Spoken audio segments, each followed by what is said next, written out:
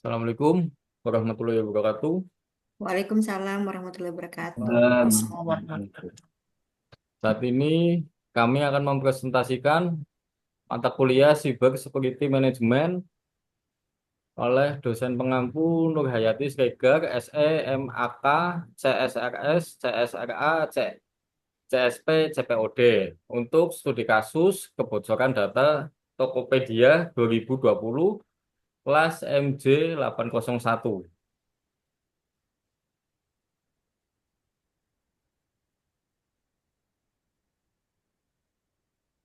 Dengan beranggotakan yang pertama saya Alvan Faridi, lalu ada Mas Andik Purwanto, ada Mas Hermansyah, ada Mas Muhammad Syah Sabilillah, ada Mbak Resti Fauzi Lestari, dan yang terakhir ada Mbak Siti Aisyah.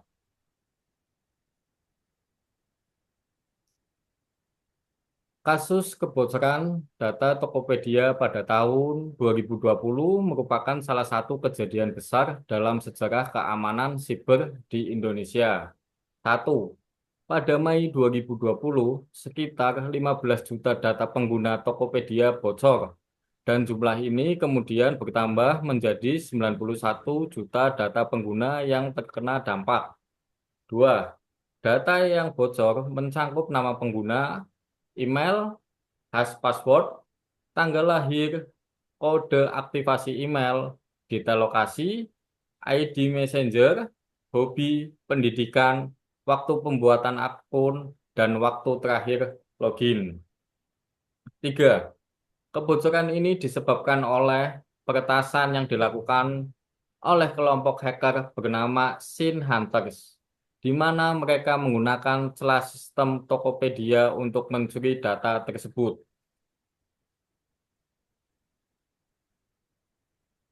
Potensi risiko yang dapat timbul akibat kebocoran data pengguna Tokopedia bagi individu, penyalahgunaan data pribadi untuk penipuan, phishing, dan social engineering.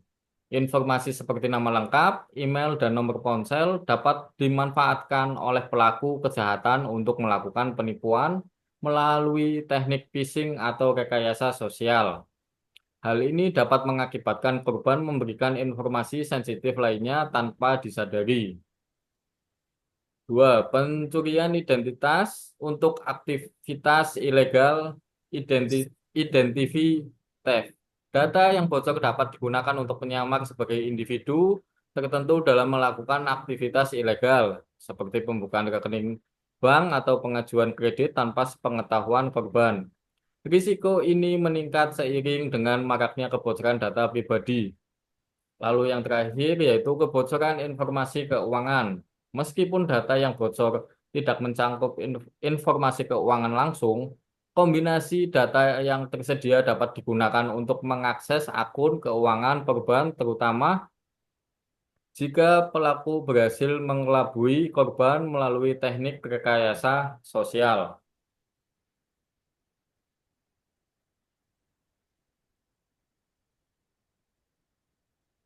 Selanjutnya yaitu Mas Andi Purwanto.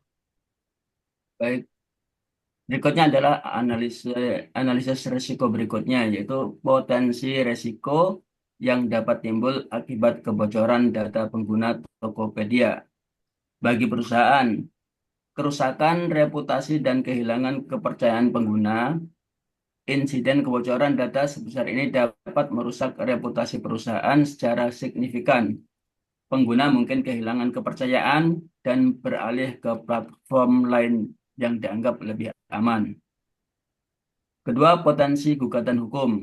Perusahaan dapat menghadapi tuntutan hukum dari individu atau kelompok yang terdampak akibat kelalaian dalam melindungi data pribadi pengguna. Hal ini dapat berujung pada sanksi dan denda yang merugikan perusahaan. Yang ketiga, biaya tinggi untuk pemulihan dan penguatan keamanan. Setelah insiden kebocoran data, perusahaan harus mengeluarkan biaya besar untuk memulihkan sistem, meningkatkan keamanan, dan mengembalikan kepercayaan publik. Langkah-langkah ini mencakup audit keamanan, pembaruan teknologi, dan kampanye komunikasi yang efektif. Next. Next, Mas.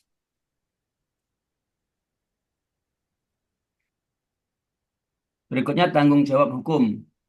Sebagai pengendali data pribadi, Tokopedia memiliki tanggung jawab hukum untuk melindungi data pengguna sesuai dengan peraturan perundang-undangan yang berlaku.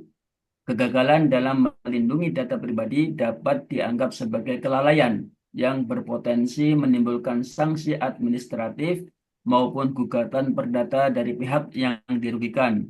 Sanksi tersebut dapat berupa denda administratif, ganti rugi, atau tindakan lain sesuai dengan ketentuan hukum yang berlaku. Tanggung jawab hukum berdasarkan Undang-Undang ITE yaitu 1. Tokopedia wajib memastikan sistem informasi mereka aman dari ancaman keamanan seperti peretasan. 2. Data pengguna hanya boleh digunakan untuk tujuan yang sah dan sesuai dengan perjanjian yang telah disepakati. 3. Tokopedia harus memberikan informasi yang jelas dan transparan kepada pengguna tentang bagaimana data mereka akan digunakan.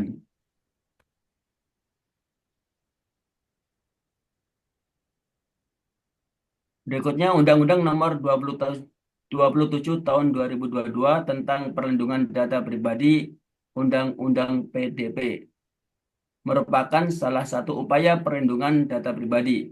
Meskipun pada saat kebocoran data Tokopedia terjadi, Undang-Undang PDP belum disahkan. Namun penting untuk memahami ketentuan yang diatur dalam undang-undang tersebut. Pertama, pemrosesan data yang terbatas dan sah. Data pribadi hanya boleh diproses untuk tujuan yang sah dan terbatas.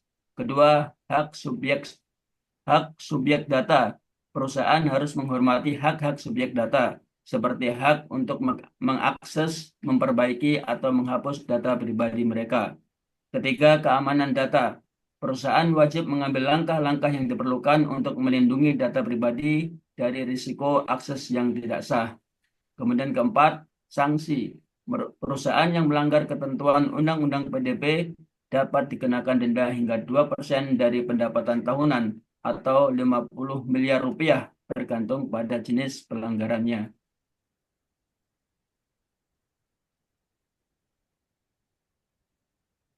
Upaya pencegahan. Langkah-langkah pencegahan yang dapat dilakukan perusahaan untuk memastikan keamanan dan pengguna. Nah, yang pertama, implementasi blockchain. Sistem terdesentralisasi yang memungkinkan untuk mencatat transaksi dengan cara yang aman, transparan, dan tidak dapat diubah.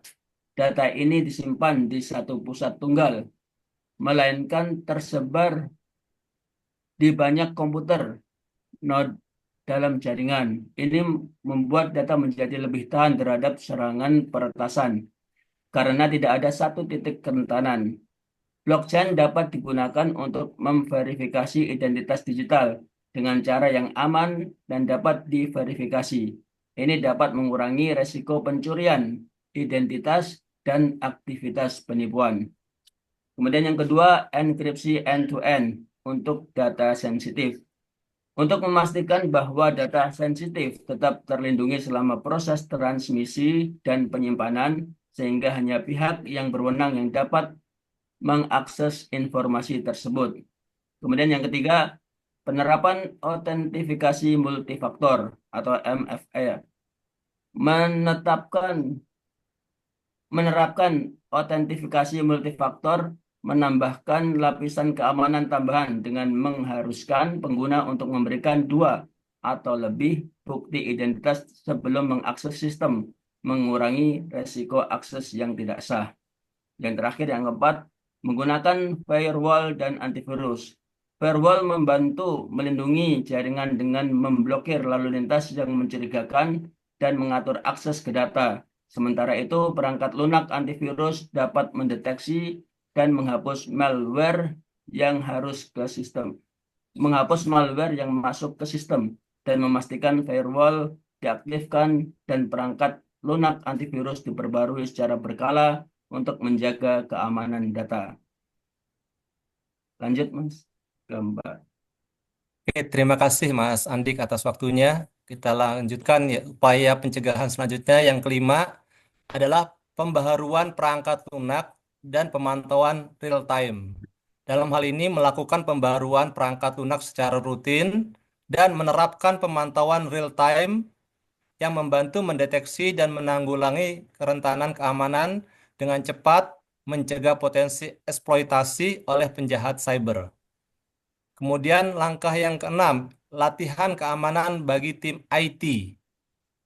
Dalam hal ini mengadakan pelatihan keamanan secara berkala bagi tim IT untuk meningkatkan kesadaran dan keterampilan dalam menghadapi ancaman cyber, memastikan respon yang efektif terhadap insiden keamanan.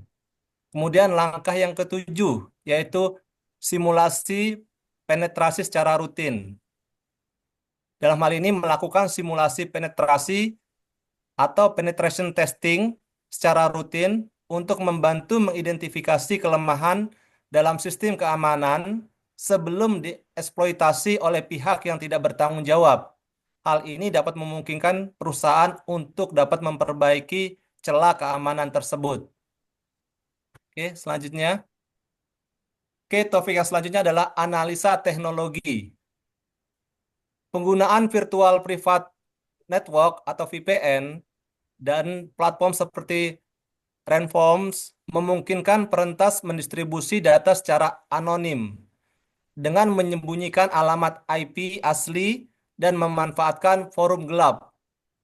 VPN menyamarkan identitas pengguna dengan mengenkripsi lalu lintas internet dan merutekan melalui server di lokasi yang berbeda, sehingga aktivitas online sulit dilacak. Sementara itu, Renforms sebagai salah satu forum di dark web menyediakan platform bagi individu untuk berbagi atau menjual data yang diperoleh secara ilegal. Oleh karena itu, solusi yang dapat diterapkan untuk menghilangkan praktik ini meliputi yang pertama, kolaborasi internasional untuk memantau aktivitas ilegal di darknet. Caranya yaitu dengan kerjasama antara negara dan lembaga internasional sangat penting dalam memantau dan menindak aktivitas ilegal di dark web. Penegak hukum dapat menggunakan teknologi seperti web crawling dan data scraping untuk mengawasi aktivitas yang mencurigakan. Kemudian solusi yang kedua yaitu penutupan forum ilegal melalui kerjasama lintas negara. Dengan cara penutupan platform ilegal memerlukan koordinasi internasional yang sangat kuat. Dengan berbagi informasi dan sumber daya, negara-negara dapat menutup forum yang digunakan untuk aktivitas kriminal. Kemudian solusi yang ketiga, meningkatkan regulasi penggunaan VPN. Meskipun VPN memiliki manfaat untuk privasi, regulasi yang tepat diperlukan untuk mencegah penyalahgunaan. Pemerintah dapat menetapkan kebijakan yang memastikan bahwa pengguna VPN tidak digunakan untuk aktivitas ilegal. Oke, selanjutnya. Topik selanjutnya itu kerjasama dengan regulator. Peran regulator seperti komunikasi dan informatika atau Kominfo dan Badan Siber dan Sandi Negara atau BSSN sangat penting dalam membantu perusahaan mencegah dan menangani kebocoran data. Oke, peran Kominfo diantaranya yaitu yang pertama, menyusun kebijakan dan pedoman perlindungan data. Di sini Kominfo bertanggung jawab dalam menyusun dan menetapkan kebijakan terkait keamanan cyber dan perlindungan data yang harus diikuti oleh penyelenggara sistem elektronik atau PSE. Hal ini mencakup evaluasi kepatuhan regulasi, tindak lanjut laporan kebocoran data, dan penjatuhan sanksi bagi pelanggarnya. Kemudian peran yang kedua, penegakan hukum dan sanksi. Kominfo memiliki wewenang untuk menjatuhkan sanksi administratif terhadap PSE yang melanggar ketentuan perlindungan data pribadi, mulai dari teguran hingga denda administratif. Kemudian peran yang ketiga yaitu pendidikan dan kesadaran. Di sini Kominfo menyelenggarakan kampanye kesadaran dan pelatihan untuk meningkatkan literasi keamanan cyber di kalangan masyarakat dan perusahaan. Kemudian yang keempat, perannya adalah dukungan teknis. Kominfo menyediakan bimbingan teknis dan dukungan administratif untuk membantu perusahaan di dalam melindungi data mereka. Oke, selanjutnya. Kemudian peranan BSSN. Di antaranya yaitu yang pertama, BSSN berperan dalam melakukan analisa dan forensik digital untuk mengetahui penyebab insiden kebocoran data, serta memberikan rekomendasi langkah mitigasi yang diperlukan. Kemudian yang kedua, BSSN menyediakan layanan seperti sandi data yang berfungsi sebagai enskripsi data pada sistem elektronik. Sehingga jika terjadi kebocoran, maka data yang bocor tidak dapat disalahgunakan oleh pihak yang tidak bertanggung jawab. Kemudian peran yang ketiga, BSSN berperan dalam mengembangkan infrastruktur keamanan cyber yang kuat dan tahan terhadap serangan. Kemudian peran yang keempat, BSSN bekerja sama dengan pihak berwenang, yaitu pihak berwenang internasional untuk meningkatkan keamanan siber tingkat globalnya. Oke, untuk topik selanjutnya akan disampaikan oleh Mbak Aresti. Silakan Mbak Aresti. Ya, makasih Mas Abil. Manajemen krisis. Menghadapi insiden kebocoran data adalah tantangan besar bagi perusahaan. Strategi komunikasi yang ideal sangat penting untuk meminimalkan kerugian reputasi dan dampak bagi pengguna. Yang perlu dilakukan oleh perusahaan yaitu satu, transparansi dalam menyampaikan informasi insiden. Perusahaan harus segera menginformasikan kepada publik mengenai terjadinya insiden kebocoran data, termasuk detail mengenai jenis data yang terpapar dan jumlah individu yang terdampak. Komunikasi yang cepat dan transparan dapat membantu meredam spekulasi dan menjaga kepercayaan publik. Yang kedua, permintaan maaf resmi dan rencana pemulihan. Menyampaikan permintaan maaf secara resmi menunjukkan tanggung jawab perusahaan atas insiden yang terjadi. Selain itu, perusahaan perlu menjelaskan langkah-langkah konkret yang akan diambil untuk mengatasi masalah tersebut dan mencegah terulangnya insiden serupa di masa depan. Yang ketiga, memberikan panduan mitigasi kepada pengguna. Perusahaan harus memberikan saran praktis kepada pengguna untuk melindungi diri mereka seperti mengganti kata sandi, mengaktifkan autentikasi 2 faktor, dan waspada terhadap upaya phishing. Panduan ini membantu pengguna meminimalkan risiko lebih lanjut akibat kebocoran data. Next. Keamanan kata sandi, mengingat data password juga bocor, berikut yang dapat dilakukan perusahaan dalam meningkatkan sistem enkripsi kata sandi untuk memastikan keamanan lebih baik. Ada 6. Yang pertama yaitu menggunakan hashing, penerapan algoritma hashing seperti decrypt, ascrypt, dan Argon 2 yang dirancang untuk enkripsi yang memerlukan waktu dan tenaga pemrosesan. Hal ini membuat kata sandi lebih sulit diretas. Yang kedua, enkripsi simetris menggunakan algoritma enkripsi simetris yang kuat seperti Advanced Encryption Standard AES yang melibatkan satu kunci untuk proses enkripsi dan dekripsi. Yang ketiga, enkripsi asimetris menggunakan algoritma enkripsi asimetris seperti RSA memungkinkan penggunaan pasangan kunci publik dan pribadi untuk enkripsi dan dekripsi. Dengan ini, data dapat dienkripsi dengan kunci publik dan hanya dapat dienkripsi dengan kunci pribadi yang sesuai. Yang keempat, next. Memperbarui protokol dan algoritma. Selalu menerapkan pembaruan terbaru untuk protokol dan algoritma enkripsi yang digunakan. Ini membantu melindungi sistem dari eksploitasi kerentanan baru yang ditemukan. Yang kelima, pendidikan dan pelatihan karyawan. Menyediakan pelatihan yang berkelanjutan mengenai praktik terbaik dalam keamanan cyber untuk semua karyawan. Karyawan harus tahu cara mengelola dan melindungi kata sandi dengan benar, serta mengenali ancaman keamanan potensial.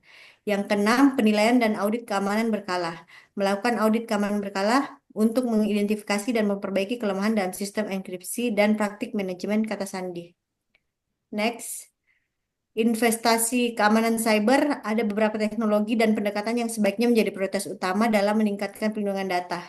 Yang pertama, enkripsi data, yaitu informasi tentang algoritma enkripsi populer seperti AES dan RSA. Yang kedua, manajemen identitas dan akses, IAM, praktik yang terbaik dalam IAM, sering dibahas dalam panduan yang diterbitkan oleh organisasi keamanan cyber seperti Open Web Application Security Project dan Cloud Security Alliance. Tiga, pemantauan deteksi ancaman adalah teknologi yang luas digunakan dalam industri keamanan informasi dan dibahas dalam berbagai laporan serta studi, misalnya oleh Gartner.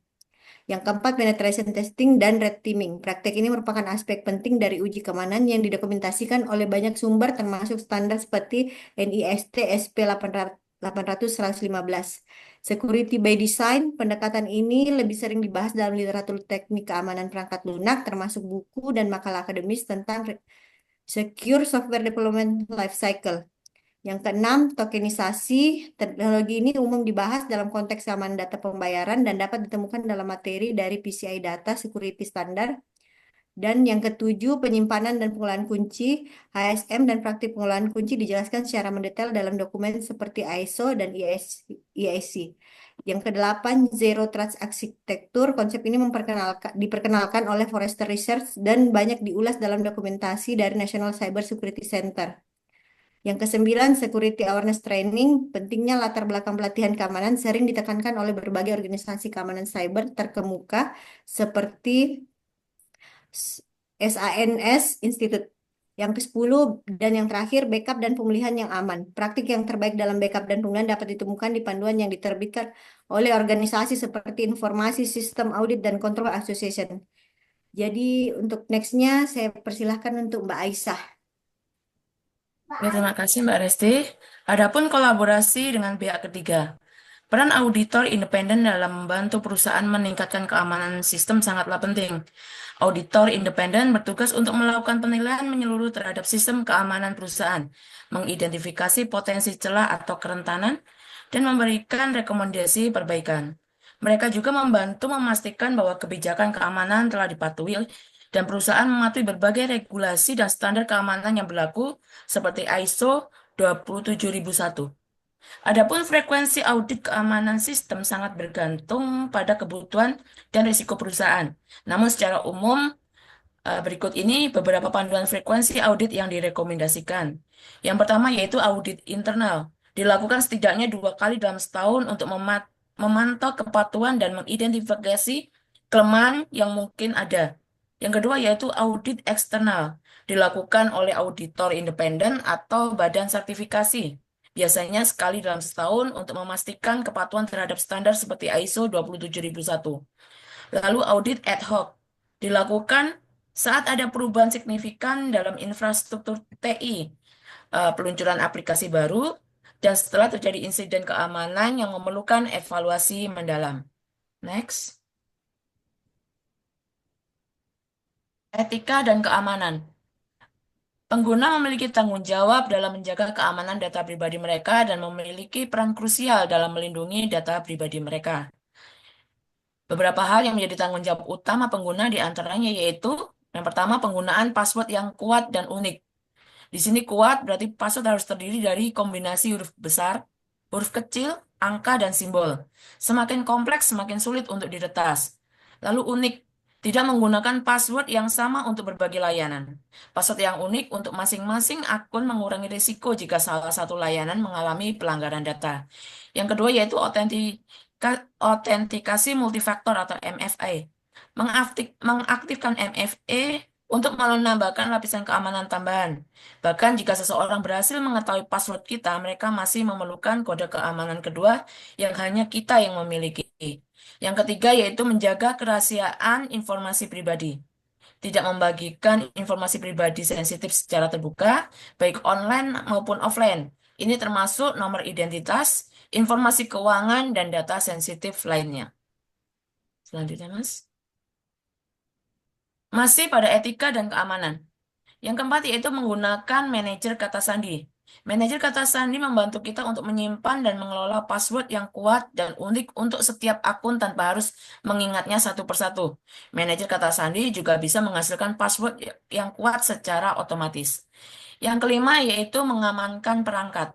Menggunakan kode sandi pengenal wajah atau sidik jari untuk mengamankan perangkat kita.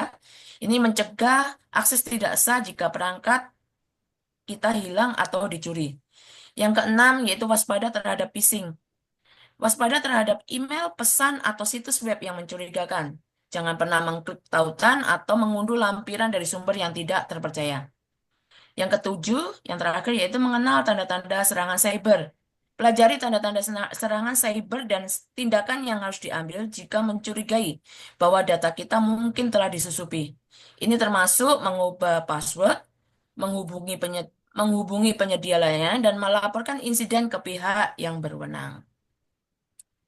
Selanjutnya, berikut ini sumber atau daftar pusaka yang kami gunakan. Next.